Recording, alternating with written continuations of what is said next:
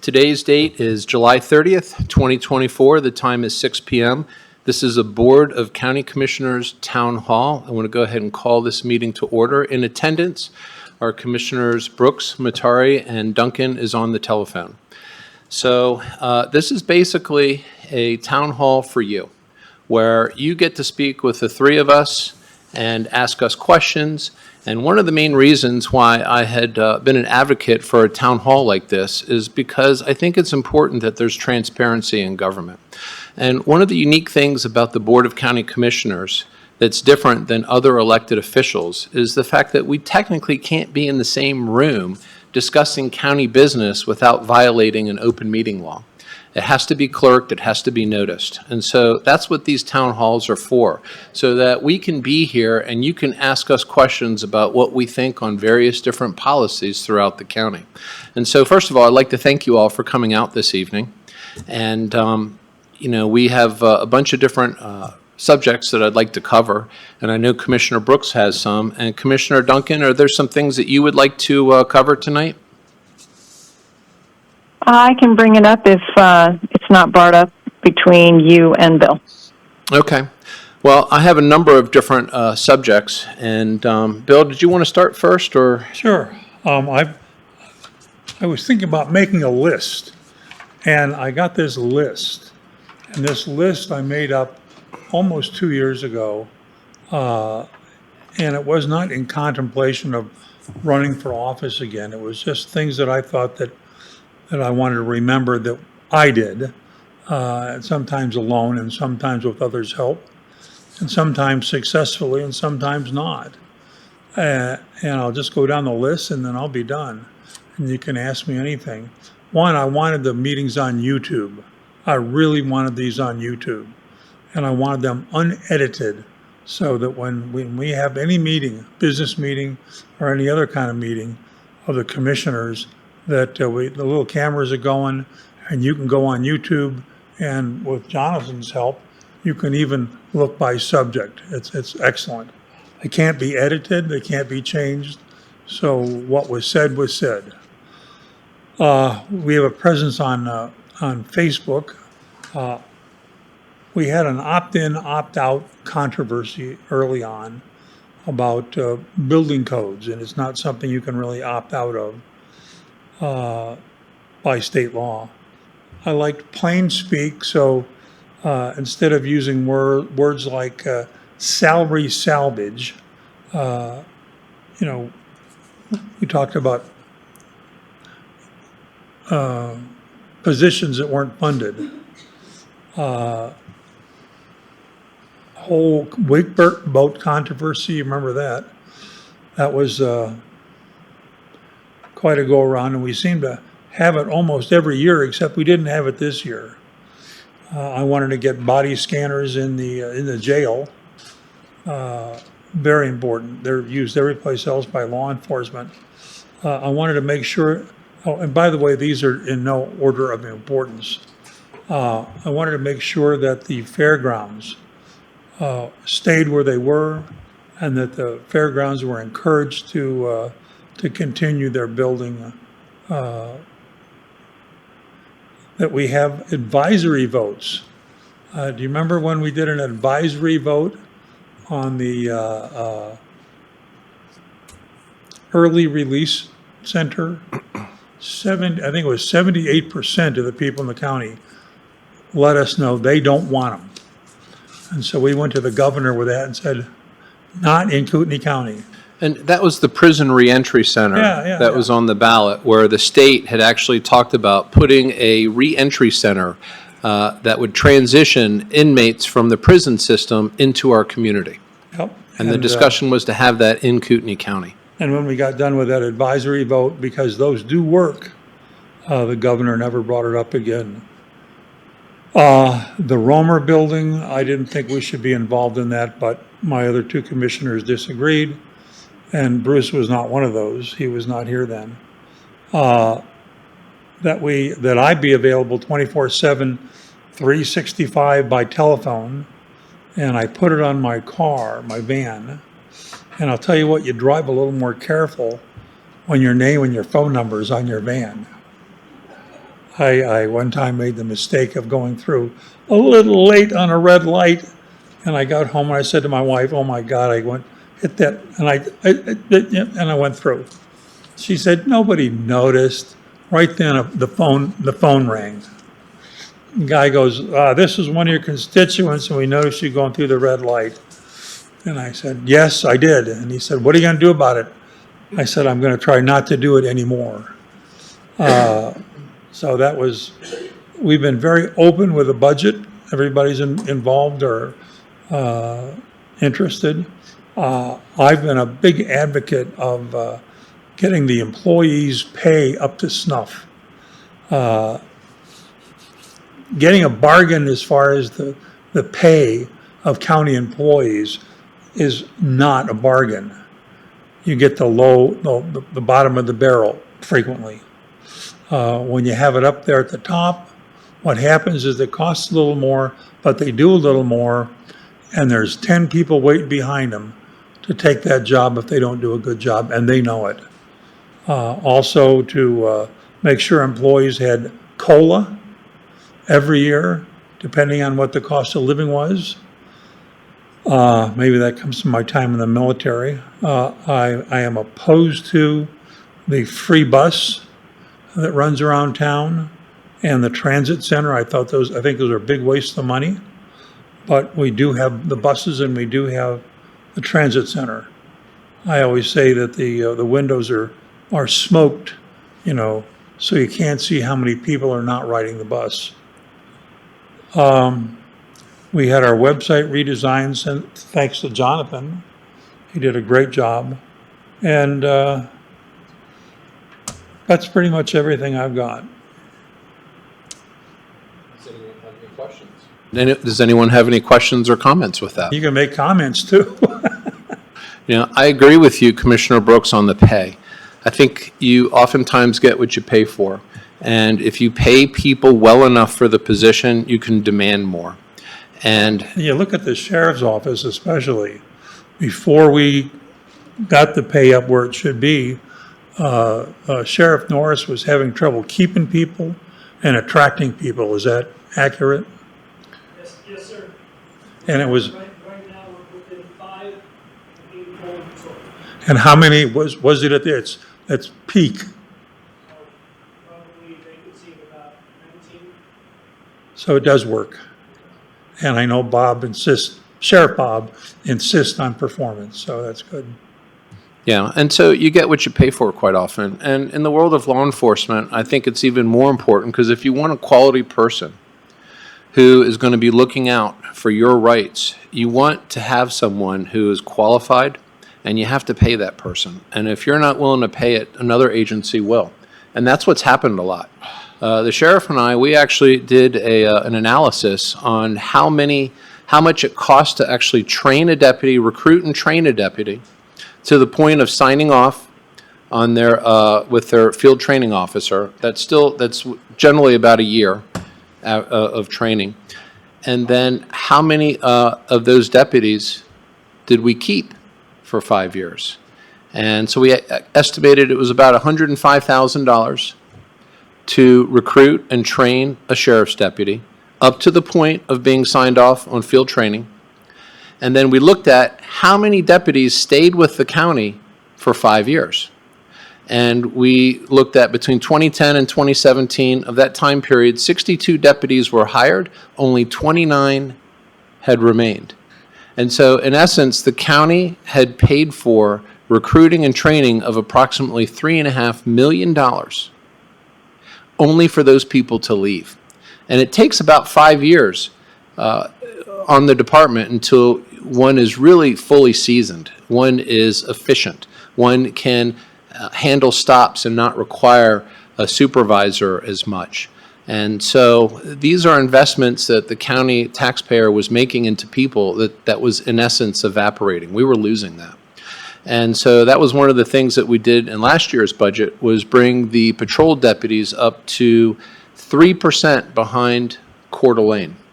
And that's made a big difference. And I can't tell you how many times prior to doing that, I was talking to other people in law enforcement, Spokane, the cities, And they go, we really appreciate you training all those people for us because you train them and we take them. And that was exactly what was happening. Yes, and we don't want the folks who are elected at these other jurisdictions to get the benefit of what we're doing. We want to keep the people, the good people that we hire and train. And it's the same thing with 911 dispatch. You know, a lot of people don't realize that for this entire county, 24/7 operation, you call 911. We had 9 people to take the phone calls for the entire 24/7 operation. And I've heard from people who said they called and got a recording. They had to call again. You know, that should never happen here. And so what we did was we increased their pay, I believe it was back in December, to equal what Spokane County was paying. And they got so many applications in such a short period of time. They'd never seen that many applications before that they stopped accepting them because they didn't have enough staff to bring on more hires to train them because there's a 1-to-1 ratio on the training. So you can't bring in that many more people because they couldn't be properly trained. Now, the good news is that we actually got some dispatchers back to us who worked for us and left. We also got some other laterals from other departments. But, you know, this is what happens when you don't pay properly. It happens as far as county employees in general also, not just law enforcement. You have Yes. to pay a wage, especially if you want good work done, you pay a good wage. Ron had a question back there. Yeah, come on up to the microphone, because that way folks can hear you, because we're videoing this so they can see it at home. Ron Hartman, same topic. First, I agree with what you guys are saying about pay the people that do the work. But I've got some comments as far as on that too. I assume, as you mentioned, that all of you approve of transparency in government. And so the request that I'm about to ask shouldn't be an issue. First of all the current budget proposals for next year include a property tax increase. All the current budget proposals include the same number of unknown open positions. Please provide the total number of open positions and the total cost of them next week, because we are paying for people that don't even warm a seat. I'm not saying you got to cancel all the open positions. You guys just said you can fill them fairly quickly. But rather than all of these open positions that you're paying for 100% of the year. It's not 100%. It's not 100%. All right, well, okay. Keep 20% maybe at the full year and another 20% at just half the year, and eliminate 60% of them, and let us know how much money that would save towards not increasing our property taxes. Oh, we're not done with the budget. We're not even, Yeah. Okay, we're creeping up on it, Ron. okay. But every year, there's open positions that go all year long and are never filled, and we're paying for it. Well, now, okay, just to kind of clarify some stuff, a lot of those positions are only 50% funded. We've had some that are this year that we cut back to just 25% funded because we know we're not going to fill them. Now, this is something that has been going on for a very long time. I don't believe that that's the way that we should be doing our budgeting moving forward. Including this budget coming up. Yes. Now, part of the problem, okay, and this is something that it's hard to tell into the future, but unlike in the private sector where you can give somebody a raise or you can pay more for an open position, we have this matrix. We have this paid chart, right? And so when you increase one, especially at the entry level, you have to increase all of them going up to the top. Otherwise, you get what's called compression, where you could actually have a junior person there for 5 years making more than their boss, right? And so what we have done in the past year, including the FY24 budget, is increase those pay amounts, knowing that we're going to fill these positions, and we're starting to fill these positions. And so we are taking that into account. It's a little bit of a balancing act, But we do recognize the fact that, these positions are not fully funded. They're just within the org charts, so for an easy way to explain it. I think we all need to see how many open positions there are, what level they're funded at, and what the total comes to. Yeah, well, I think that's a As far good as question. transparency, because I think there's plenty of room here for some cost savings. Well, right now, we have a little over 100 positions that are open, and about 2/3 of them are in the sheriff's office. And we've made some big strides on increasing pay at the jail. That's where a lot of the vacancy is, as well as on the 911, but that's being filled as well. So we expect to fill a number of these positions. Training is really the limiting factor. But I agree with you, and I think it would be good to have a chart, or at least some diagram that shows that these are the empty positions and this is how much they're funded for this year, knowing that some of them may not get filled until next August, and some of them might get filled in October of the next fiscal year. I got one other one along the same line. It's also come to my attention that the county department's organizations are very top-heavy. Too many chiefs and not enough Indians. It came up today in your meeting today at 10 o'clock. Therefore, please provide to the public all county departments' organization charts so we can see how top-heavy the management is. It is our money you are spending, and we need to see how and know where you're spending it. I think I used that exact term this morning, didn't I? Yes, sir. And- And I think I said I support you. And Bruce. And I think I said I support Bruce. Bruce suggested that we go through the entire county. And do I that. agree. Actually, Every single one. That was Commissioner Duncan, and I just agreed with her. She's the one who made that comment, and I said, sure, why not? Good idea. And in fact, if you want, since we're talking about org charts, Jonathan, you want to put up a couple of org charts here? Just the one today would be a beauty. Yeah, let's take a look at that. That's one of the things that, I'm really the junior commissioner on the board. Yeah, these existed before you were here. Yeah, well, what I guess I'm getting at is the fact that, I'm not the youngest. Commissioner Duncan gets that crown. But I am the junior as far as time on the board. That's what I meant. Yeah, and so, now that I have a full cycle, because most of what the county commissioners do are in annual cycles. You have these different seasons that you're doing things. And so, in this particular situation, now that I have a full year plus under my belt, I'm really starting to see these things in ways that I didn't see them before, because you're still trying to absorb what goes on in the organization. This right here, this is an older org chart that the board, I believe, was presented.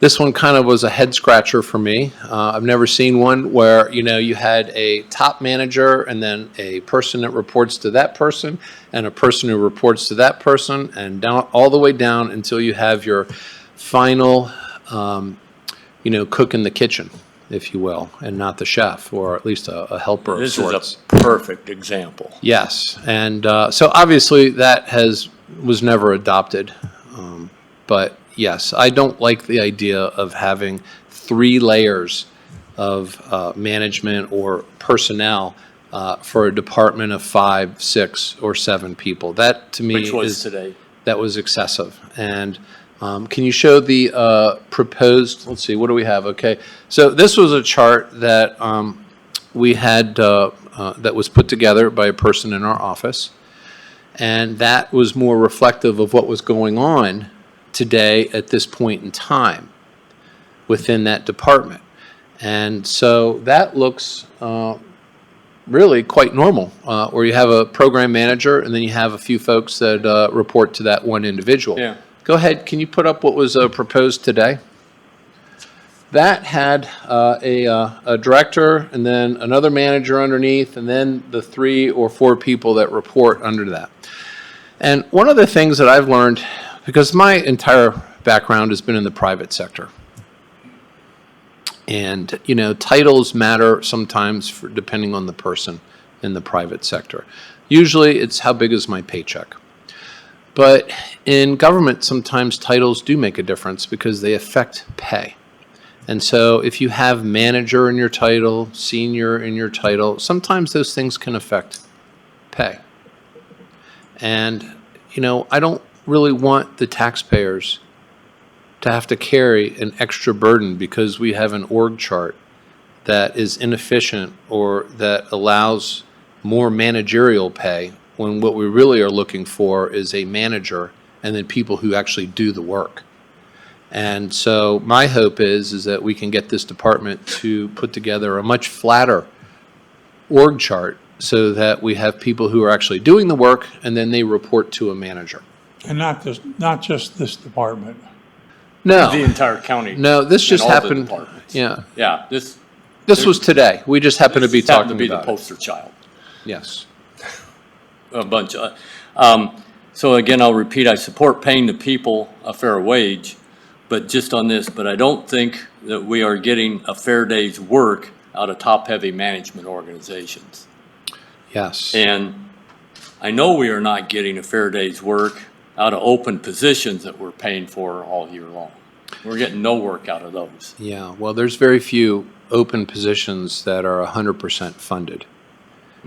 Well, it'd still be good as far as transparency to see what that is and what the And- amount comes to and- when you're asking property tax owners that are fighting inflation like everybody else is, and also trying to provide and control their costs, and now you want to go to them for more money when we can find stuff like this for efficiency.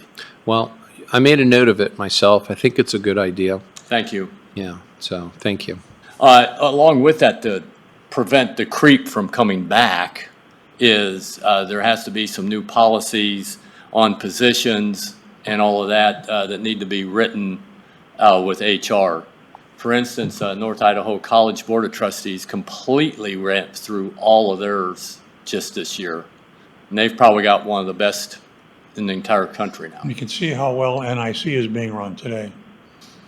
Well, they went through, It's a disaster.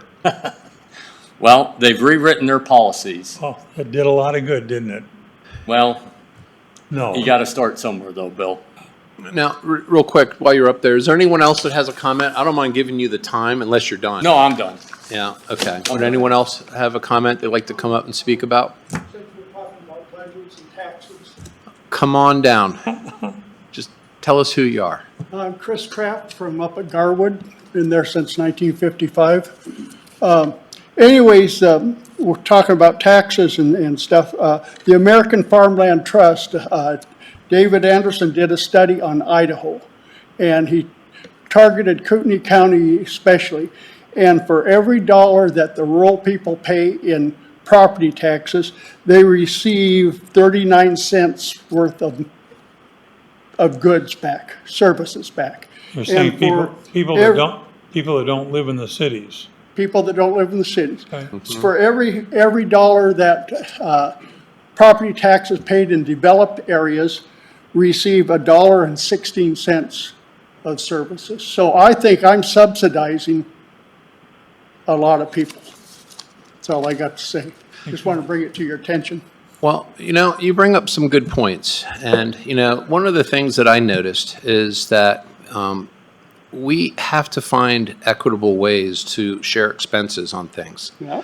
So, for example, 911 is a good example. The county is not mandated by statute to provide 911 services, and the cities generally, a lot of them don't pay into it. And so the county taxpayer has to subsidize 911 to provide for the city residents, right? And it would be much better if we could figure out an equitable way where the cities actually paid more into that based upon the use of the 911 service. That's part of the reason we've really we've fallen behind so badly. And so the county citizen has to subsidize that. Same with law enforcement.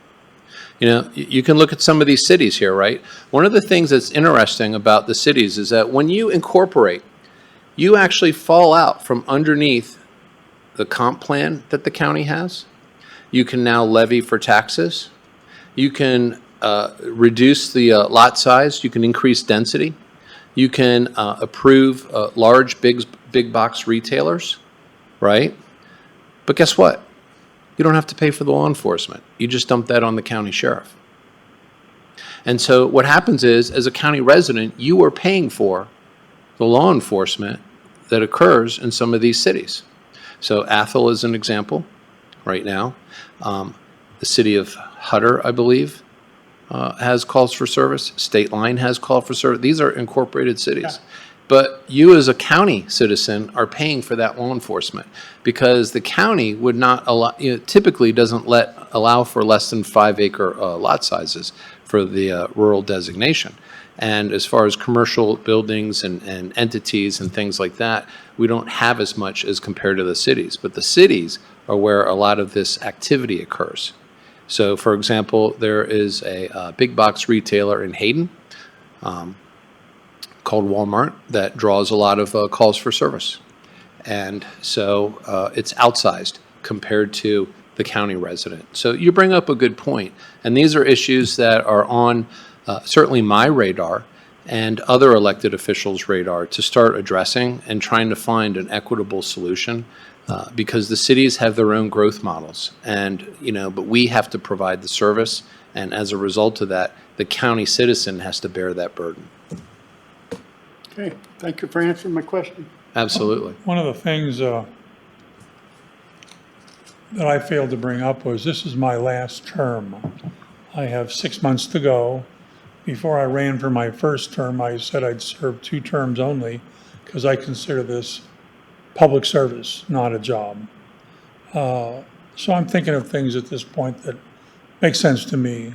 And one of them, and I don't want to get into it tonight, but I think people 65 and older should not have to pay property tax as long as it's mean tested. Somebody has a lot of money, like my family did, my mother did here, she'd be paying her property tax till the day she died. But there's a lot of people who, to pay their property tax, are going to be going without, in the future especially. That concerns me. Yeah, and one of the other things, too, that a lot of people don't realize is that the way the system is set up in Idaho, that growth does not pay for itself.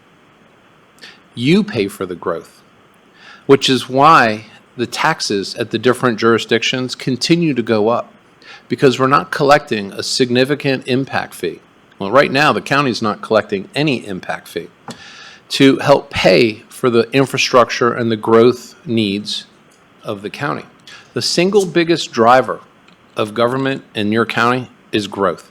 The more people who move here, the more jail beds we're going to need, the wider roads we're going to need, the more classrooms we're going to need, the more of everything that we're going to need. And as a consequence of that, the citizens that live here have to bear that burden. And that's been one of the challenges with our impact fee. For example, we have been trying for how many years now? It's been before my time to impose an impact fee. 2 years. We hired the county hired a consultant, did all this work after the impact fee statute was passed, came up with $551 impact fee per unit, which is basically per residential unit. And I did the math on that. And that's for the jail bed, $551 for the jail. If we were to have a $15 million jail expansion, assuming a 2/3 blend residential, 1/3 blend commercial, we would need to build 18,000 more homes and 21 million more square feet of commercial space in order to generate enough impact fee for a $15 million jail expansion. Now, here's the kicker. We would have to, this kind of growth would have to occur, and 21 million square feet is the equivalent of over 100 Supercenter Walmarts. We would have to have this growth occur within 8 years in order to generate that money. If we didn't spend the money by then, we would have to start giving it back. So I actually sat down a couple weeks ago with the Speaker of the House to talk to him about that. Because the way the statute is set up, we can only levy for items that last 10 years or more, long-term assets. But we can only collect and keep the money for 8 years. So the cycle that we spend it on is longer than the cycle that we have to keep it. So I asked, why can't we just amend this? Put a 2 in front of the 8. Give the county, give all the municipalities 28 years to spend that money. and not have to go back to the property tax owner to look to get that money. And if we can't raise the taxes enough, because we have to do this at some point, no one wants to, then it goes to a bond initiative. And that takes 2/3 of the vote. And if that doesn't happen, then we just figure out how to deal with it. But I can tell you that before the Justice Center expansion, I think we had, there was one office where I think 3 judges were sitting in one room. Just a little bit, right about the size of where Jonathan is over there. We had people just stacked. We had one person in the hallway with a curtain because there were so many people. They took storage rooms and turned them into rooms for prosecutors. It was really a shame that people were getting stuffed into this building, which is right next door, the courthouse, the way that they were, because it's hard to keep people if they're working in not very good conditions, and especially if we're not paying them enough as well. So the point is that we have to do these things, and the impact fee just isn't there. Now, what happened was that we instituted or reinstituted meetings with the mayors. That stopped at some point prior to me joining this board. We started that back up to talk about the impact fees, because another little dirty secret about the impact fees is that we need the cities to collect it for us. And if the cities don't agree to collect it, then we're kind of screwed. And so that's another thing I'd like to see in the legislation, is that if the county is able to pass an impact fee, that the cities would be compelled to collect it for us. So fortunately, one of the city attorneys brought to our attention that they were concerned about the methodology that was used to calculate the jail bed fee. And I actually agreed with this attorney, and so did others. And so we actually hired a different consulting firm and to recalculate our jail bed fee. And now, instead of a $551 per unit impact fee, we're going to be looking at a $1,383 impact fee per unit. So significantly better. And hopefully we can get Boise to change the legislation on the impact fee, allow the county and the cities to hold on to it for upwards of 18 or 28 years. And that way we don't have to have that burden shifted on you, the residents living here, to pay for that infrastructure. So other people, as other people move here. Any questions, comments? Commissioner Duncan, we haven't heard from you. I don't know if you want to add any more. I have a question. What was the response from the Speaker of the House? The question was, what was the response from the Speaker of the House? And he was receptive. So he suggested I talk with the Executive Director of the Idaho Association of Counties, and we figure out how to get it into the next legislative session. So it's not always easy getting these things passed. There's a lot of different groups out there.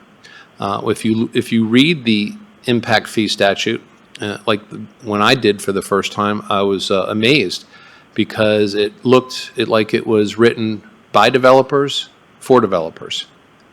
And that's what got passed down in Boise. But it really doesn't help us. And so that's the problem, is that the growth in Idaho, that burden, that tax burden, is being shifted onto you, the resident. And I don't think that's fair. I think growth really should pay for itself.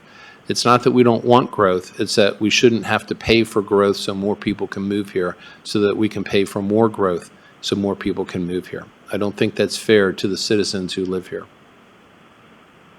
Any other questions, comments? We'll scratch that one off. Oh, okay, we have the gentleman coming up here. Hi, Dan Levine. Got a question about terminology being used here. You're saying units and you're saying houses. We have seen an incredible exponential growth of apartment complexes. How are you factoring those into these numbers? Is it the individual unit, or is it the site location? Are each individual person in these apartment complexes being considered a part of this unit, or is it the dwelling itself, no matter if it has 19 roommates? Yeah, I think the way that gets addressed is it a condo where you're buying it, or is it an apartment where you're leasing it? If you're leasing it, it's probably commercial space. If you're buying it, it would be considered a unit. Okay. Okay, so the commercial space is based on the site itself. That's what I would think, but that's a good question. And, that's a little more granular than I have gotten into this. Okay, the reason I'm asking is, in a conversation I had last year with William Keeley, who was the Kootenai, or head of the EMS systems here, he made mention of the fact that for every 13 new units, dwellings in Kootenai County, there will be one more 911 call each fiscal year. Yes. So for every 13 one of these apartments that goes in, that's adding one more 911 call for either EMS, for the sheriff, for Orderly Police, Fire Department. And you addressed that earlier about that's our taxes paying for those. So I was just curious as to, not to put you on the spot, but just curious as to how that factored into the numbers that we're seeing here. Yeah. Well, I find it interesting that we do put up a lot of apartments in this community because, for anyone who's lived in other communities, they certainly understand, all the different possibilities of this high density housing and how it can affect budgets and the county and quality of life and things like that. The largest driver right now are the cities, and the cities operate mutually exclusive of the county when it comes to that. Believe it or not. In other places of the country, counties, kind of reign supreme over the entire geography of the county. And in Idaho, when you incorporate, like I said, you fall into, you have your own taxing authority, your own growth trajectory, your own density desires that you want to have. And so it's really up to the folks who live in the city to be vigilant with their elected officials. Now, a lot of this stuff starts with the comp plan.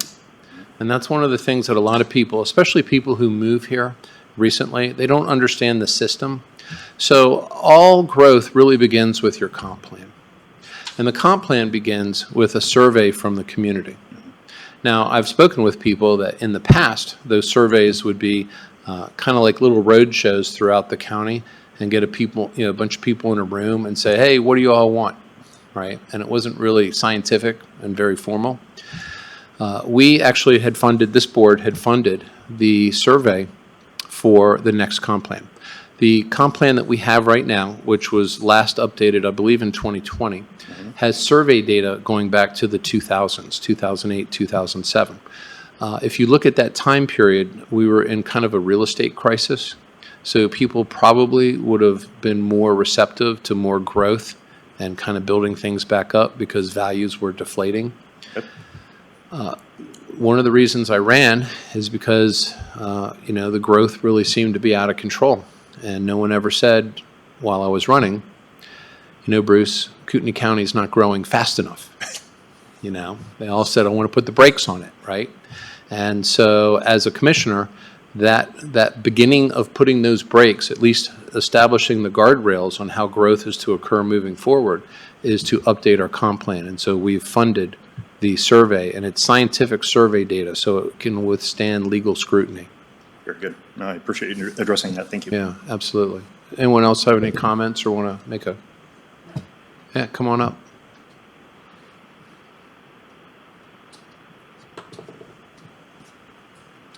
Hi, Dave Paul. So first, I want to talk a little bit about the fairgrounds. And certainly appreciate Commissioner Brooks' town hall on the fairgrounds. We had the master plan workshop, a week or so ago. And, at the end of the day, everything boils down to having some kind of long-term lease on the fairground.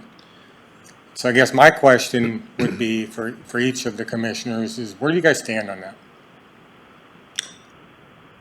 Well, I was at the town hall by phone, and I heard people say 25 years.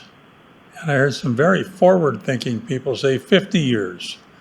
And that stopped all the development and everything else and the land grab that is bound to happen whenever people feel they can get their hands, whether it's government people or private developers, they're both suspect. That is Fairgrounds property, and it should always remain Fairgrounds property. Commissioner Duncan, did you want to make a comment on that? Yeah, I think we're just waiting for the latest version to come before the board. I think that's where we're at. The latest version. The latest version of lease? Or, Of the MOU? yeah. Yeah, I believe that we should give the fair a place to stay for the foreseeable future. And the foreseeable future to me is no less than 15 years, 15, 20 years.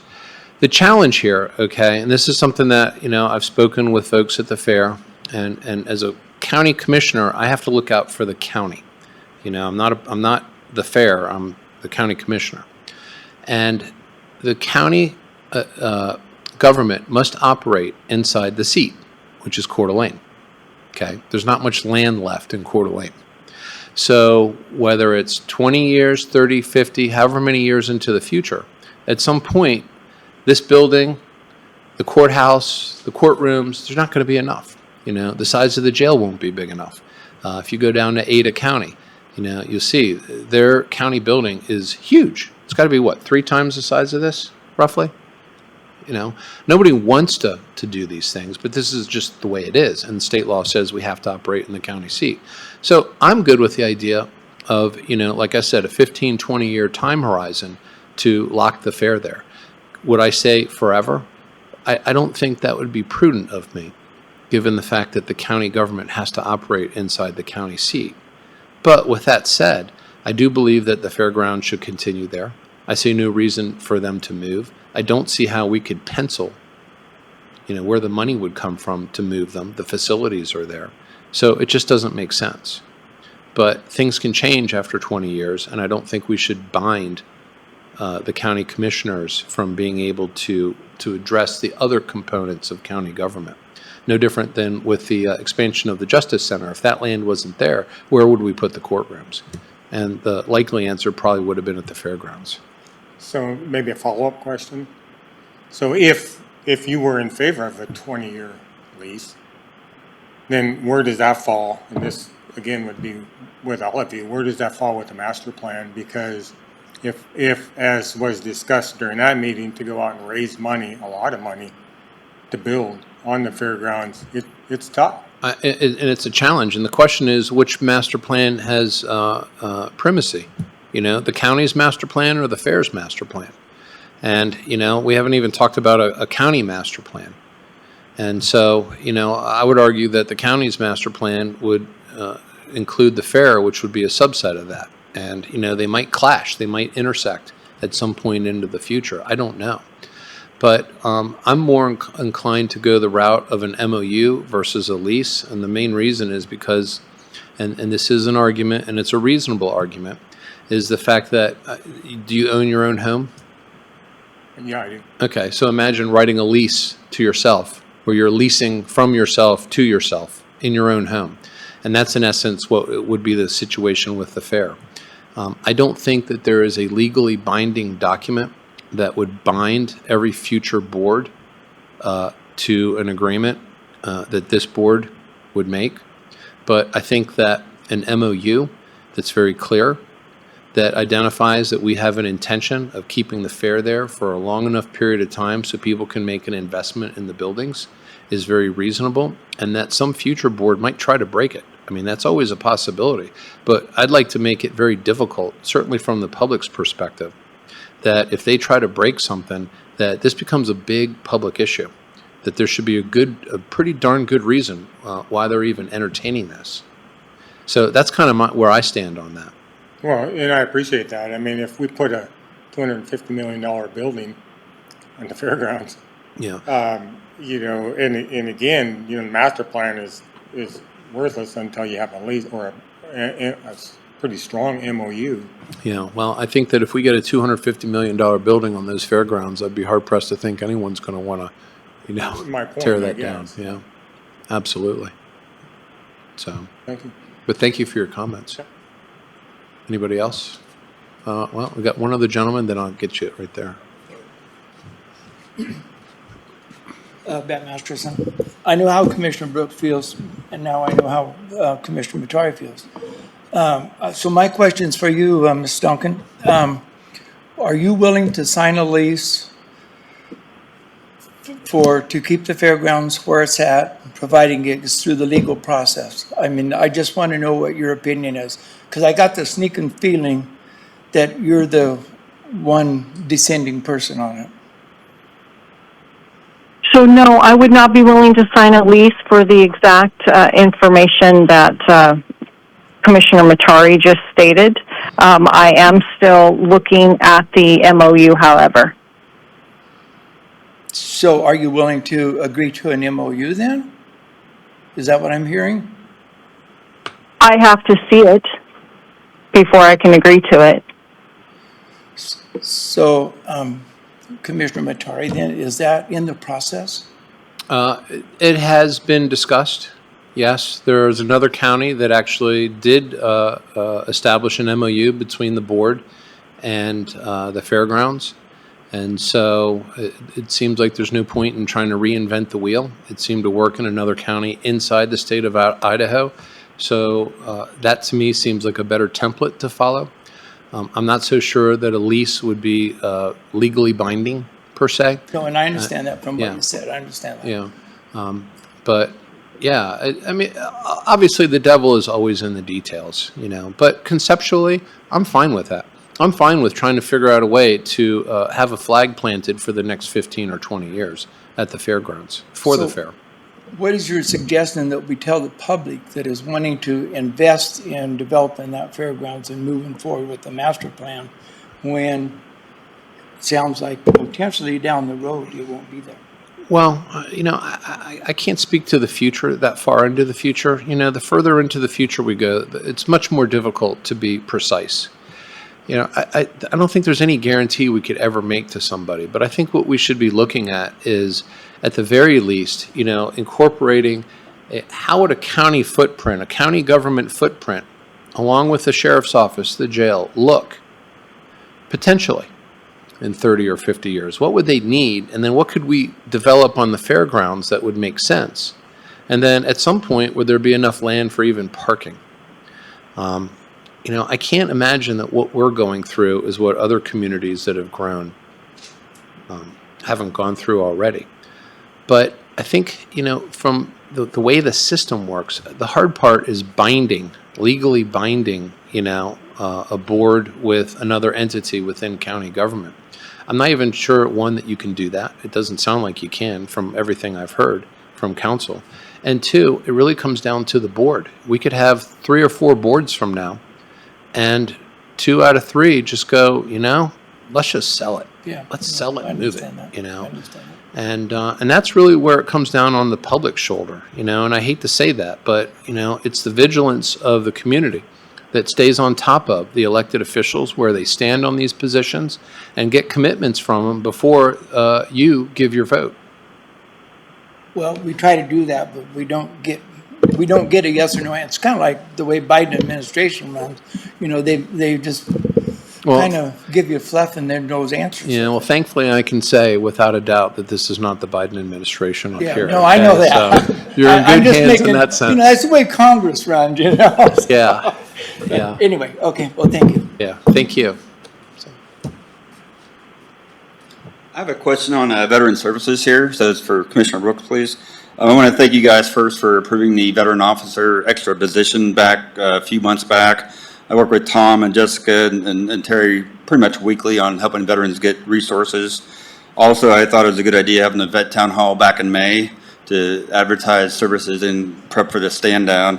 Which brings me to my question. I saw the on the county career page, a program manager for the vet court advertising closed out. Does that mean we're approved now to have a vet court here, or what's the status on the vet court? You know, I don't know. Yeah, I think we have a veterans court. I think we approved I know it's that. been in work for a Yeah, long it's- time and had to get approved through the Supreme Court was the process. And Oh, for the I saw the veterans program court. manager position here advertising closed out, but never a clear answer if we're actually up and running now, or is that just the starting of it? No, we approved it, so Oh, was it they're approved? they're Okay. building it up right now, I think. Okay. We're going to have a veterans court. Okay, I never knew it was approved yet. I knew it was in work for quite some time, so Yeah, thanks. yeah, I think that was last year. That was this year. Was it this year? Okay. Any other questions? No? Well, let's talk a little bit about, efficiency a little bit. One of the things that I have discovered is that, the good news is that I can tell you that your county tax dollars are not being wasted on things that are largely not state mandated services. But what I am discovering is that we have inefficiencies with the way we run our operations. And there is a disconnect. Most of my life, all my life, it really has been in the private sector. And so understanding efficiency, operations, things like that has been, a great focus within my career. And what I've noticed is that we don't really have that as much here inside county government. And, that org chart that you saw kind of gives you a little illustration of how you can be a little too top-heavy that in the private sector you would never see. And so one of the things, and I think I want to start with the dashboard. Jonathan, if you could put that up on the board, please. This was a project of mine. One of the things that I discovered fairly quickly as a county commissioner is that we don't have good feedback loops. Reports, what's going on in the operation of county government. A good example of this is the dashboard on your car. You have multiple feedback loops in there. You have a tachometer that tells you how fast your engine is spinning. You have a speedometer that tells you how fast you're going, tells you whether or not you need to hit the throttle, put your foot on the brake, has a yellow light that says maybe you need to check the engine, but it's not detrimental to the car, or you might have a red light that says pull over, don't drive anymore, right? We didn't have anything like this in county government. And so if you look at the dashboard up here, these are various different services within county government. And let's start with the jail, for example. Right there, we used color indicators to talk about where we are compared to levels of service. And the physical capacity of our jail is about 451 inmates. The legal capacity is about 351. And the reason for that is because of a staffing issue. And like a gentleman mentioned before about the open positions, we've had a tough time filling a lot of open positions inside the jail. Now, this board has addressed that, thankfully, by increasing the pay, because that's the number one driver for a lot of these positions, so that we can make them competitive enough so that qualified people apply for these jobs. Well, what we have hit is as high as 550 inmates inside the jail. So we have a legal capacity of 351, a physical capacity of 451, and we have hit at some points in time over 500 inmates. There was a point in time where we actually had inmates sleeping on the floor. And that was one of the large drivers for completing the jail pods that were not completed. So this gets updated monthly, and you can see the last count is 453 inmates in July of this year. 2 inmates beyond the physical capacity. And there is no control. We have no say over the number of inmates. A lot of times, inmates are in our jail because they're waiting to be shipped off to prison, the Idaho Department of Corrections. And it's not uncommon for Idaho Department of Corrections to kind of throttle the number of inmates that are in our jail. So, for example, they may not send the bus up here for 2 months because they don't want to put more inmates from our jail into their prison system. And other times, the bus might come more frequently. The bus being from the state. From the state to pick up the jail inmates who are to be transported to prison. Right. And so we have zero control over that. And we have other situations where judges want people to be held, and we don't have any control over that. Now, from the county perspective, my perspective, as well as your perspective, we need to know what's going on inside our jail. Why? Because as we exceed our capacity limits, the liability in the jail goes up. When we have people who are sleeping on the floor, they are now susceptible to getting attacked. much more so than when it's one person per locked cell. And so as a commissioner, our job is to manage the money, manage the budget, and help mitigate liability as much as we can, just like all the other elected officials for their respective departments. And so by having these feedback loops, you can see what's going on. Because one of the things that I've learned is that most folks are okay if they know that their money is going towards worthwhile causes in county government. Most folks are okay if we're going to charge a little more on our taxes if it's going to go to fill those empty patrol, sheriff's deputy patrol positions. And the same thing with our jail. If we don't fill these positions, the liability can be so high that if somebody gets hurt, God forbid, the payout could be significant. We don't want that. We don't need that. And so establishing these feedback loops is what's important so we can make decisions. Same thing with other departments. You want to go to the prosecutor's office. This is one of my favorites.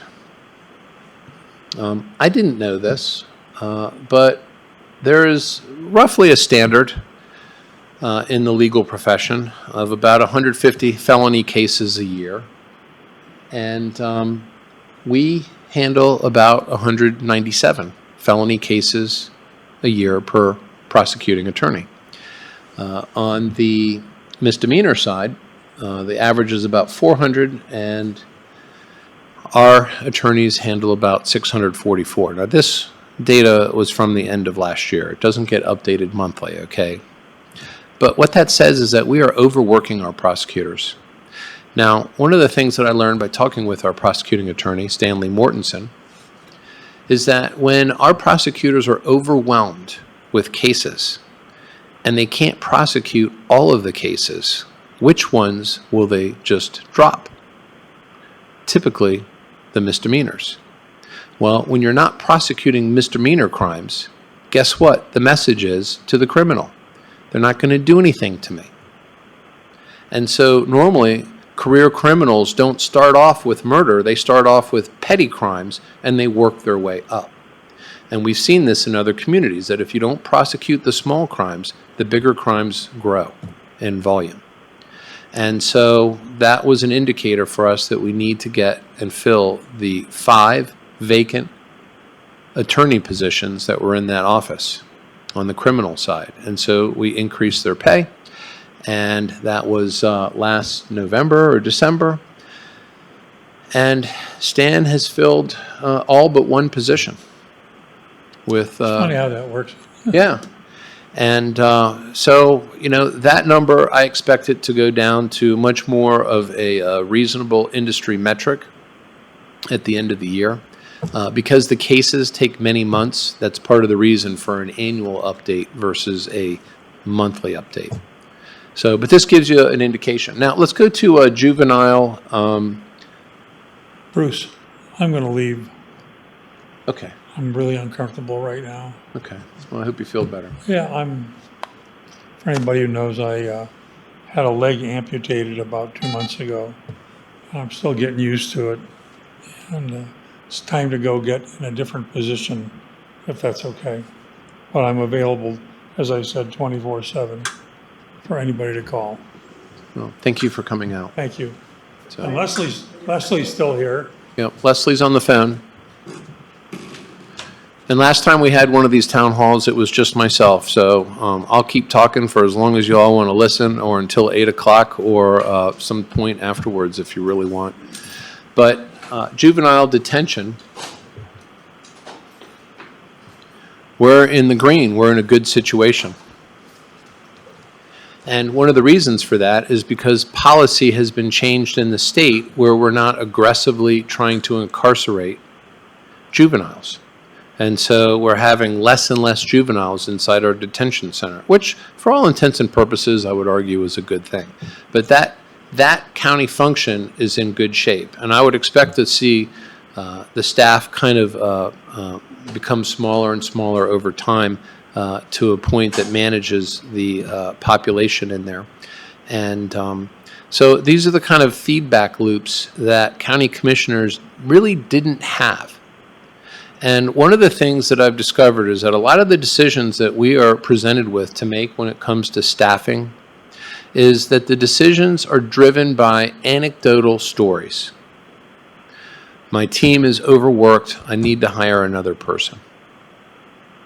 And I don't want to sit here and tell people that they're not telling the truth, because I believe them that they're that the workload has gone beyond what would be considered a normal workload, and they probably do need more staff.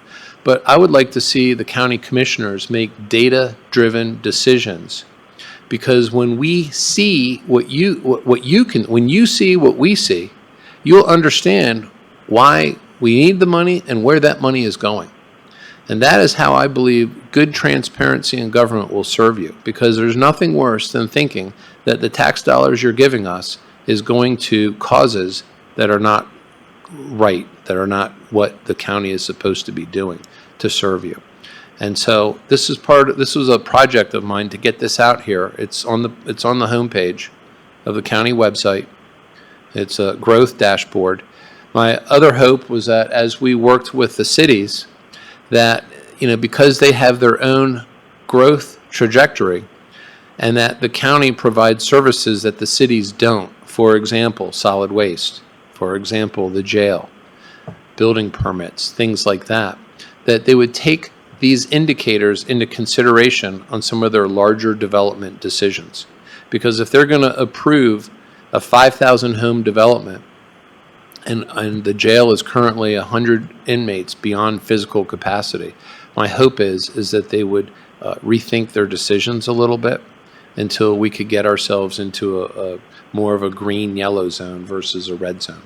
So I think it's dashboard that you just click on and you'll get that. And can you go back to the dashboard real quick, Jonathan, and just click the jail real quick, and then there's an additional link on the pop-up where you can actually get more information. It takes you to a page where you can actually get additional information about that subject, about that department. So with that said, I'd like to move over to flowcharts real quick. This is something that we did just today. It's about a 2-hour meeting with community development. Had a few other folks from other departments. It's chicken scratch. Okay, if you're going to put that in the paper. This is just for my scratch. Okay. All right. Thank you. This is what we put together to talk about building permits and how they go through community development. One of the things is a lot of people submit building permits and then they wonder how come it takes so long. Well, when you start to understand the processes within the organization of what happens to a building permit, it gets inputted in the upper left there, whether it's electronic or through paper. We scan it and put it in electronically, or it's later reviewed. It's determined to be whether or not it's complete or not. If it's not complete, it goes back to the applicant. If it is complete, it goes to the planning and building department. And what happens there? What happens to this permit? And then once you flowchart out what goes on in a particular department, then you look for what's called events. You want to capture the number of events that occur within a department.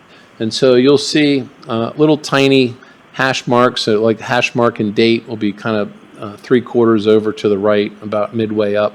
And that's an event where if the planning department or the building department says no on a particular building application, it kicks back to the applicant as incomplete or missing some sort of information that they need, additional information.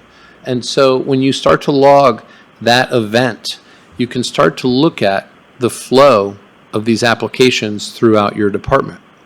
And one of the things that stood out to me is that I heard 8 out of 10 applications submitted online get rejected because they're incomplete. Well, if that's the case, why are we accepting applications online if 8 out of 10 of them are incomplete, and we're using staff time to review these things only to go back to the applicant and say, you're missing all this stuff? Now, what's even worse is a lot of times when the computer system accepts an application, it implies that it's complete. So our computer system is accepting it. The applicant thinks it's sufficient. We spend staff time reviewing it, calling them up, telling them it's not, sending it back to them. And so what you end up in is like this spin cycle. And so when you start capturing these events, you start to be able to build reports out of them, which leads to good information, which leads to our ability to make decisions. And so right now, I think it takes, about 2-3 months for a building permit to go through our community development. The goal, 21 days. So this is going to take a little bit of time, but we're going to start capturing these events. We're going to start accumulating this data. We're going to start putting it into report format. We're going to start looking for where the problems are. You know, are we having a lot of problems with incomplete applications, and so we're spending all this time back and forth with staff time to get to a complete application, only to then say, oh, we got more questions afterwards? We need to figure that out. And when we can start to make data-driven decisions on how many applications are coming in, how long it takes in each department, how fast do we get it back to the applicant, how long does it take through the inspection process for a final sign-off, then we can start talking about staff. But until then, I'm very reluctant to want to increase your taxes to expand more positions so we can add them to these departments without understanding what's actually going on inside them. And so this is the beginning of that process today. My hope is that we start capturing these events by the 1st of September, and by December 1st, we'll have enough events captured that we can actually start to put together reports, look at these flow charts and say, wow, here's a bottleneck here, or here's how a whole bunch of applications just kept spinning around until eventually they went through the cycle 4 times until they were good enough to go to the next department. And this is how we keep your taxes lower in the long run, by building this kind of efficiency within the organization. And this is standard stuff throughout private industry. There's no rocket science here. But when you can see these things, then it's a lot easier for you to be accepting of the needs that the county government might have from the community when it comes to paying their bills. Any comments, questions? Anyone? Yes, come on up. Sorry to make you come back up here, Bat. Bat Masterson. So, I'd like to know the last time somebody got a permit back in 2 months. That's a good question. Well, and the reason I say that, I wanted to get a new house permit to build a house. Mm-hmm. Took us over a year to get the permit. We did a land split. Took us over a year to do the land split. And it was all related to personnel and the computer system. Because the computer system that they use in that office sucks, to be honest with you. And it does not function appropriately. And just like you said, if it accepts something that's incomplete, that's not a good system. And then you have people that are reviewing your plans that aren't even in this building, won't answer your calls, won't take your messages, won't look at an email. And in the meantime, you're sitting out there wasting money because of the cost of the building. Yes. It took us over a year to get a permit to build an auxiliary housing unit. Yeah. And, you know, that's one of the challenges within a unit is the fact that, you know, depending on what somebody does, they could be really good at their job. But as they ascend higher within the organization, that technical proficiency becomes less and less important, and managerial proficiency becomes more and more important, and understanding the numbers and the metrics and things like that. And I think in some respects, that's one of the challenges that we have in that particular department, is that we have a lot of people who understand how to look at plans and things like that. But when it comes to the processes, when it comes to the operation of the department, that's a different mindset. And that's what I've been trying to bring to this county government with my business experience. And that's why I had that meeting today. So what can the owners, though, do to correct some of these things? I mean, it's absurd. I mean, the cost of our house probably costs at least 50% more because it delays by the building department. Yeah. Well, my first recommendation to them was that you should not be allowed to submit an online application. Yeah, but that's already done. Okay, I well, mean, that goes on. I don't know what I can do necessarily for your specific situation right now, but what I am trying to do is, at least from the macro perspective for that department, is to identify where capture these events, identify these inefficiencies, and hopefully management within the department starts looking at these things and they can run a report that says, these permits are taking too long, what's the problem? Because I think that it shouldn't take as long as it has taken. I've heard from enough people that, the response times are not where they're satisfied. Yeah, they're way too long. There's no question about it. Yeah. But as a citizen and a taxpayer, Mm-hmm. you have no options. You go in there and you can complain all you want. There's one gal in that office that kind of runs that office. Yeah. And we kept being told our stuff was incomplete from somebody in La La Land. Yeah. And the gal sat down at the computer and says, well, everything's here.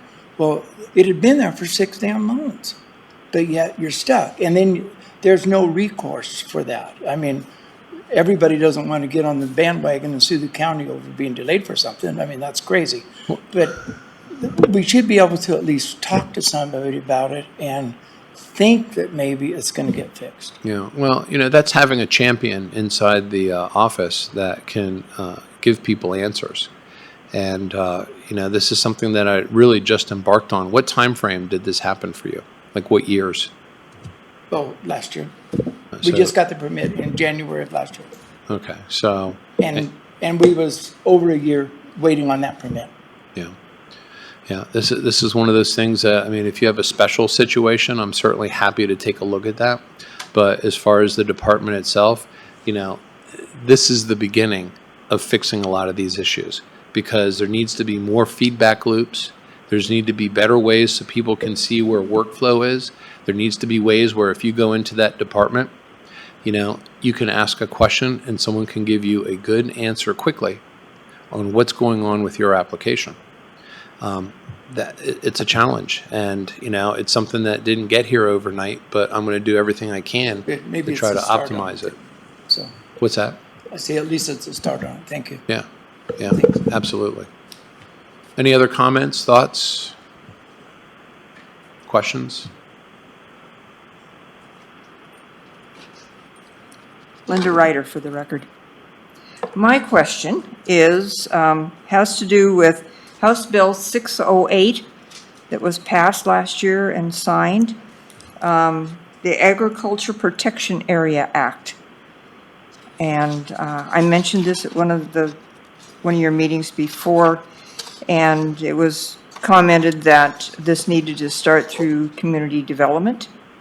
And I would challenge that as I read through the legislation. The Board of Commissioners are supposed to appoint a commission of 3 or 5 people, and those people are then supposed to recommend to the Board of Commissioners concerning the process by which the ag protection areas will be accepted, reviewed, and offer recommendations. Anyway, so I'm just asking, have you guys started anything on this process? I have not personally. Okay. Commissioner Duncan, are you familiar with this? Have we started anything? I sent it to community development because Pat usually reviews these things and gives us direction on what we need to do first. And typically community development handles these things and makes recommendations to us. So I can follow up on that tomorrow. Is this that item that we had until the end of the year? Yes. Yeah, okay, so It we've goes into initiated effect that. January 1st, so, yeah. Yeah, we've initiated that. Okay. So yes, we have started. Good. I just didn't link the House bill number with that, Fine, thank you. so. Anybody else? Questions? No? All right. We've talked about impact fees, we've talked about the dashboard, we've talked about the flow chart, we've talked about org charts, we've talked about the fair. One of the things about taxes here is that, like I said, growth is what drives a lot of the taxes here. It drives the need for the expansion of county government.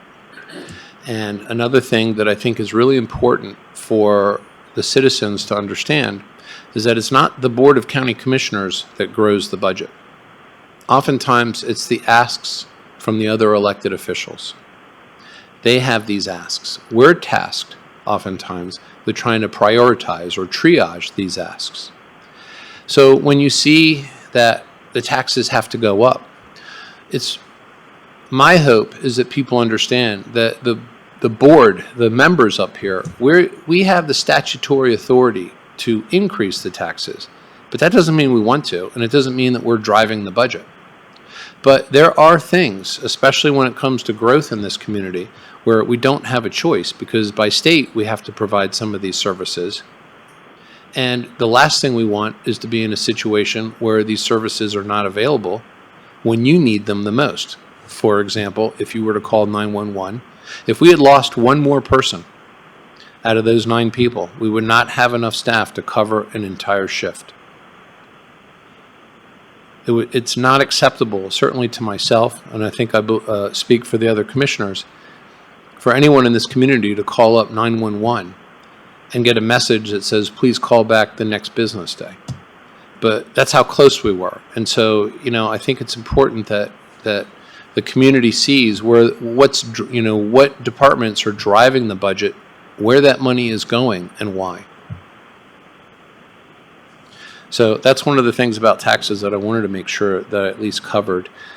Growth, does anyone here want to see more growth? Raise your hand. Oh, come on, there's always one of you in the audience. No? So, that's another thing. It's just trying to address the growth. We're doing that with the comp plan, like I mentioned, and also working with the mayors. I'd really like to find a way where we could get the cities to actually create linked comp plans.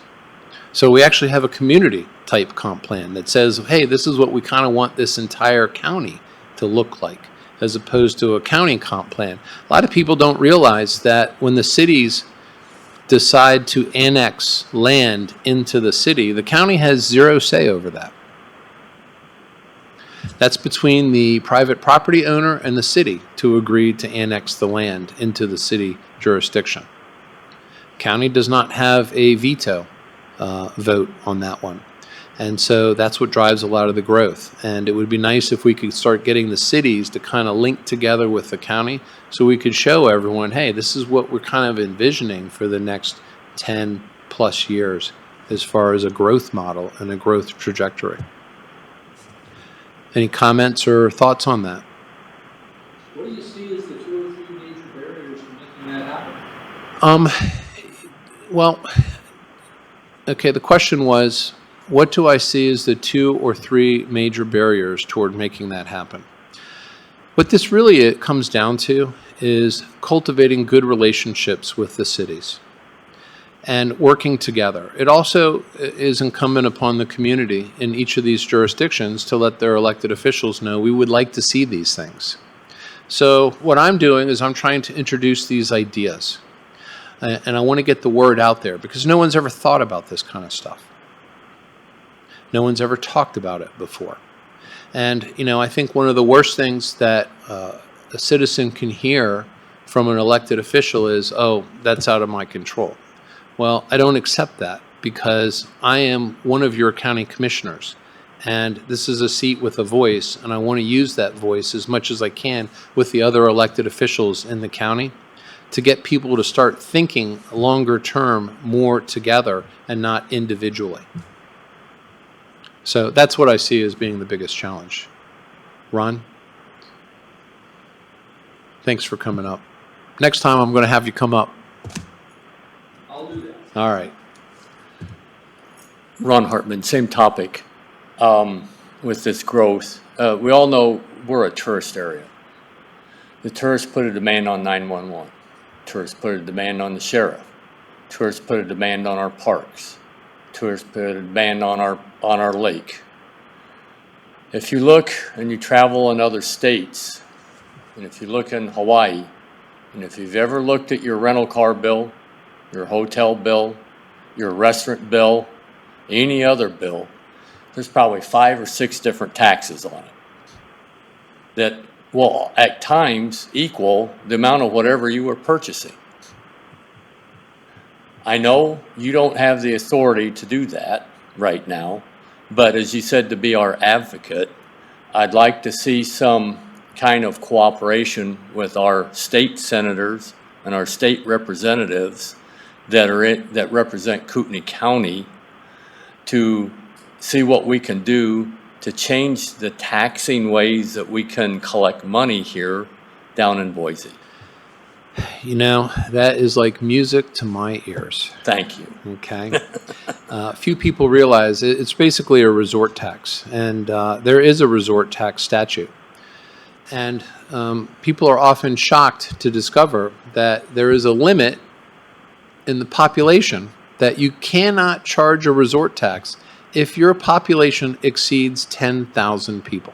There's an example of working to see what we can do in And Boise. I have talked with our local legislators. I said, please add 3 characters, just 3 zeros after the 10,000. I said, that'll cover us for a little while, okay? Let's start. Because I totally believe that if there is going to be a mechanism for generating revenue within the county, user fees should be, or visitor fees should be number 1. Number 2 are user fees, and number 3 are property taxes last. I am in 1,000% agreement with you. Policy-wise, it is something that I've talked to the legislators about.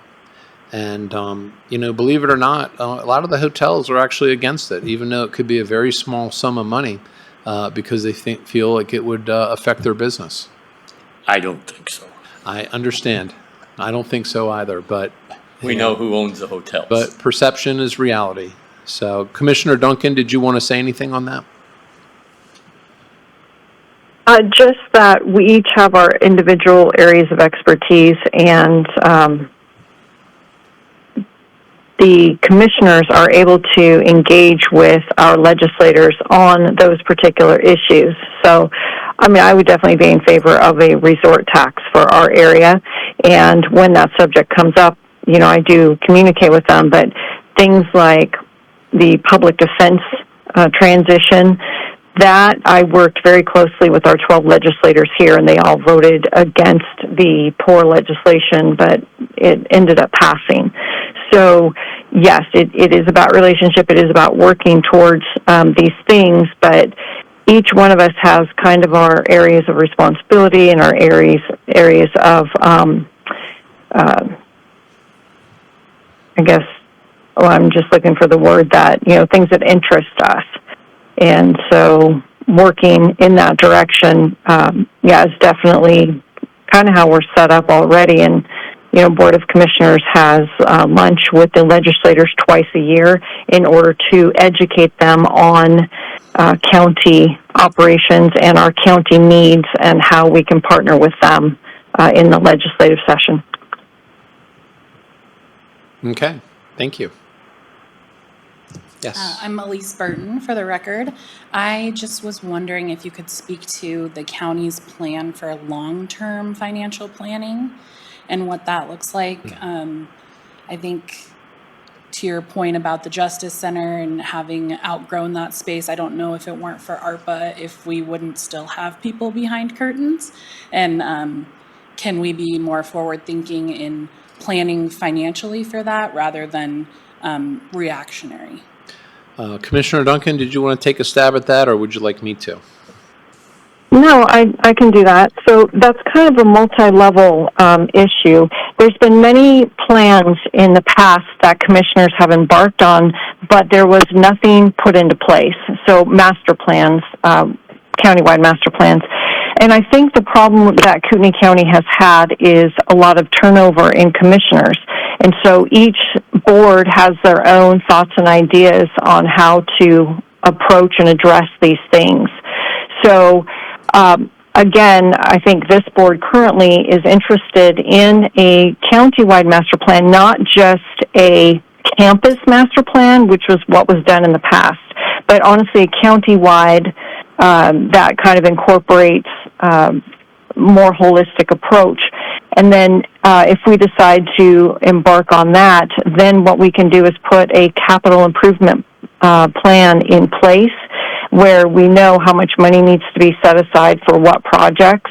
And then we're also able to go out to the community and say, okay, so in 15 years, we are going to need a bond for new admin building or, whatever the plan articulates. And the community definitely should have a say in this master plan to see what they would like to see with county facilities as well. For instance, it was talked about to have motor vehicle licensing and driver's licensing in Hayden because so much of the growth is happening in North County that would be really convenient for people to not have to come all the way down to Coeur d'Alene or go out to Post Falls for those additional services. So, yes, it's something that can be done and will be done, but the likelihood of it coming to fruition is sketchy depending on commissioner turnover. So again, it doesn't mean we shouldn't try. It doesn't mean that we shouldn't make that plan a little bit more digestible and a little bit more functional with saying, okay, years 1 and 2, this is what we need to look at, years 3 and 4, and something to that effect. And, I'd like to just kind of dovetail onto that. Commissioner Duncan is absolutely right. That's the challenge, is that we have these cycles. Like I mentioned with the impact fee, you can only levy a fee for items that last 10 years or longer, but you have to spend the money within 8 years. Well, here we're talking about long-term plans that could go out 15, 20, 25 years into the horizon. Technically, the Board of County Commissioners can change every 2 years. 2 of us are up for re-election every 2 years. So imagine having all this turnover, like Commissioner Duncan says, and then trying to find people who are actually thinking long-term. Most of the time, people are just thinking about the next election, much less longer term. And so it is a challenge, but what it really comes down to, and this is my hope with my term as a county commissioner, is that we can start showing you, the community, more information about what goes on in your county government so that you can start demanding from your elected officials to continue providing this information to you, as well as long-term planning and thinking into the future, so we're not playing as much reactionary as what has been all along. Now, in the scheme of things, on occasion, I guess one could make the argument that, a completely reactionary government where we just need it, it's so bad, we need a bond right now, and 2/3 of the community agrees to that. But that is a tall order. And so what it leads to is a form of crisis management where we create the crisis so that we can manage to it. But that's the challenge. One of the things, too, just to kind of put into perspective, last year we depreciated $7 million in capital assets within the county. We are not putting aside $7 million to replace that for future purchases.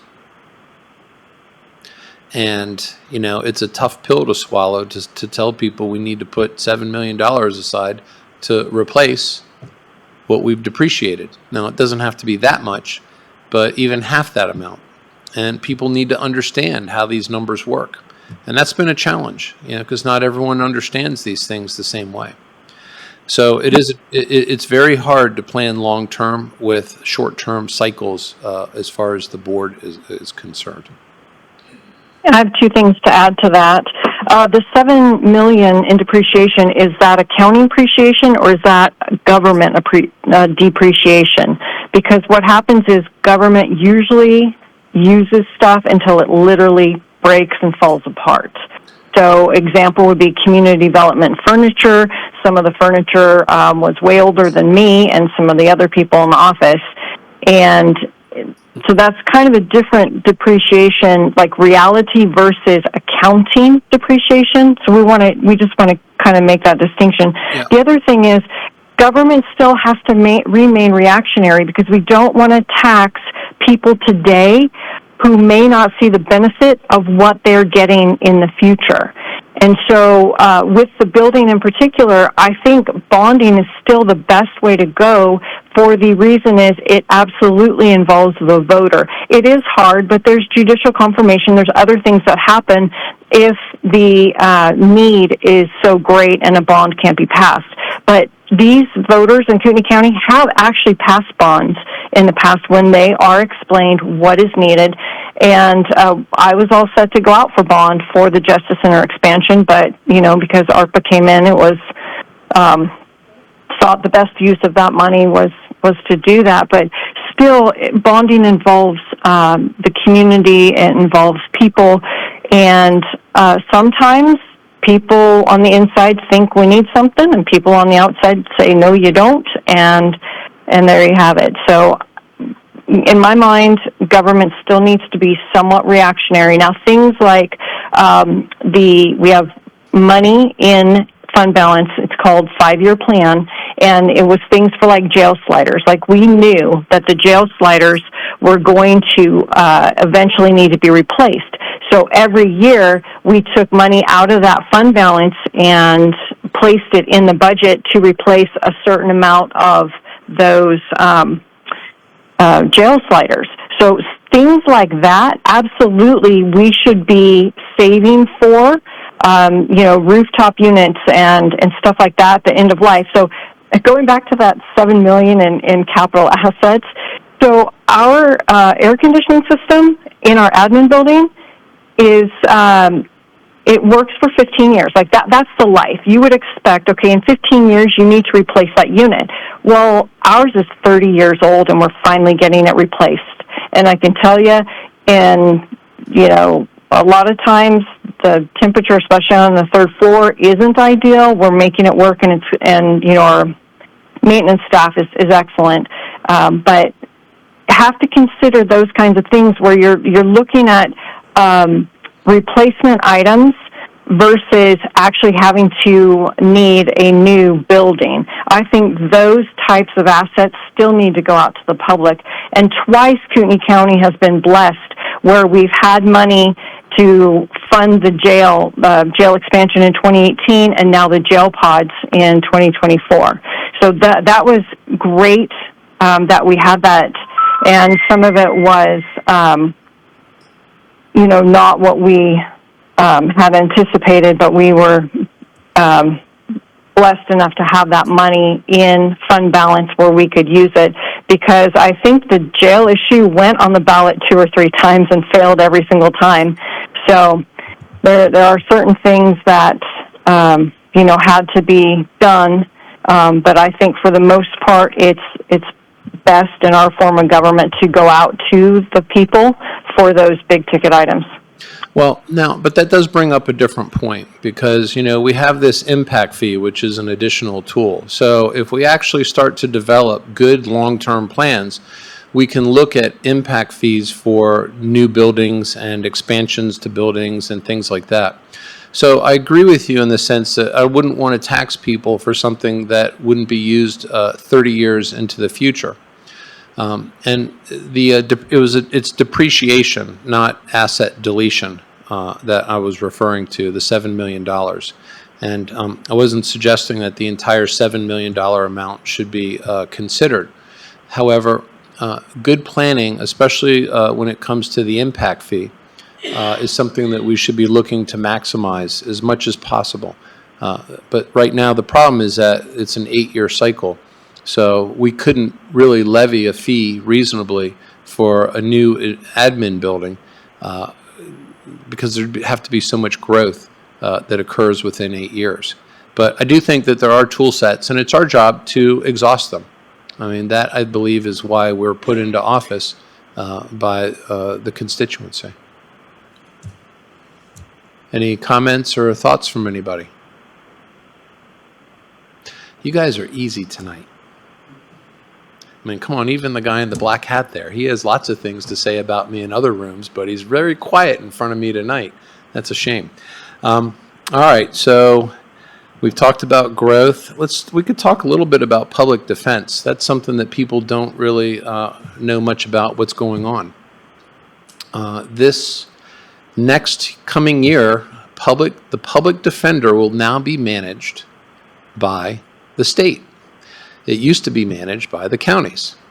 And there was a lawsuit against the state that said we were not providing good enough public defense. And so the state took it over, and we're about to embark on this big transition. Now, as much as I'm very much pro-law enforcement, pro-public safety, in a weird way, I'm even more so pro-public defender. And the main reason for that is because when people get good defenses, we get better law enforcement and better prosecutors out of that. And that serves everyone very well. So the public defense is moving over to the state, and I do have a fear that there's going to be a transition, and it's going to be a little rougher one than what I would like to see. And so we're going to find out what happens. Now, one of the things I will say with my exposure to public defender is that I discovered how we were spending money, taxpayer money versus grant money. And I was kind of surprised that we really didn't have a policy throughout the county to spend grant money first before we touch taxpayer levied money. And we actually had a situation in that department where we weren't using the money, and if you don't use grant money, they actually can reduce the amount that they give you. And we had a situation like that where it was reduced by upwards of about $500,000. And that's $500,000 that was grant money given to the county that we could have used in lieu of taxpayer money. So that was one of the things that we put forth, was a resolution to ensure that the grant money is always spent before your tax dollars. So that was one of the good things that I learned out of that. And that's the way I look at these things. Your money is my money, and I want to spend it the way that I think it should be spent, right, so it's not wasted, and that we use other sources of revenue before we use property tax money. And I will just add that all grant money is actually taxpayer money from another source, especially when you're talking about public defense. It was state tax money. Well, that is true. But given the priority of how we spend the money, I would argue that the property tax money should be touched last and not the grant money. Anyone have any comments, questions? The last subject that I have that we could kind of talk about is juvenile justice. This is a subject matter that's near to me because I believe that if we can change the direction of a young person before they become an adult and a career criminal, it will serve us better in the community in the long run. It'll save us on tax dollars to incarcerate them, to chase them, to prosecute them. And so I am working with our juvenile folks as well as the prosecutor to try to find ways where we can intervene early and try to stop this cycle of young people getting into the criminal justice system and then staying in there when they turn into adults. And so we're looking at ways where we can try to bring the parents involved a little bit more. Oftentimes what we discover is that parents are enablers. They don't know how to, look, being a parent doesn't come with instructions. So for a lot of people, they just don't know how to address their kids. And one of the things that people don't understand is that it's cheaper when they're younger, because when they get older, it's a lot more difficult. And so trying to find ways to get the parents involved and have some accountability and things like that. Another thing that I was kind of surprised to discover is that the felony counts are going down, but the misdemeanor counts are going up. Now, that kind of stood out to me because normally when misdemeanors are going up, so are felonies. Well, it turns out they were reducing charges. So what would have been a felony prosecution got reduced to a misdemeanor, which doesn't really always solve the problem. especially for the juveniles that are really deep into the system and they're already building their career pathway. So that's one of the areas that I kind of have as a side project, to work with our prosecutor and the juvenile folks to really figure out ways where we can save the money in the beginning, or spend it in the beginning and save it on the back end when these folks become adults. Commissioner Duncan, did you want to add anything? That was it for me. No, I'm just glad I was able to attend by phone. Well, thank you.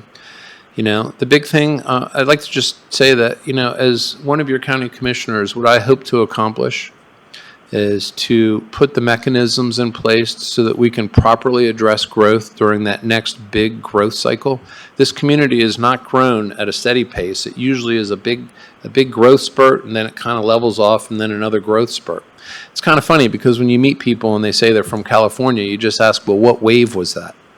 You know, 78, 86, 2015. And so I would like to be able to address the growth issue. I'd like to make sure that our public safety is properly funded and that we can have a proactive law enforcement agency and not a reactive law enforcement agency.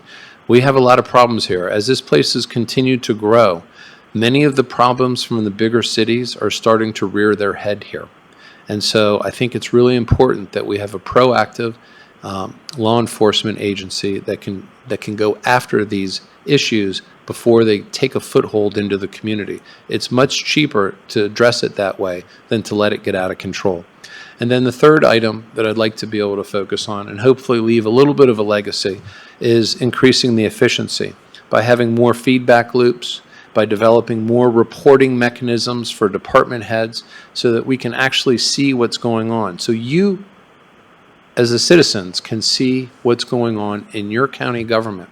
So that when someone in my position says, look, we need more money because this is what's happening in our county government, they're not telling you. They're also able to show you that we should not be working off words anymore, but we should be working off images and reports and data to make our decisions. And so if I can accomplish those three things as your county commissioner, I would consider my time as your county commissioner to be a success. And so unless anyone has any questions, comments, any other issues that they have that we didn't talk about tonight, I will, no comments, nothing? All right. Well, what time do we have here? About 7:43. This meeting is adjourned. Thank you all for coming out.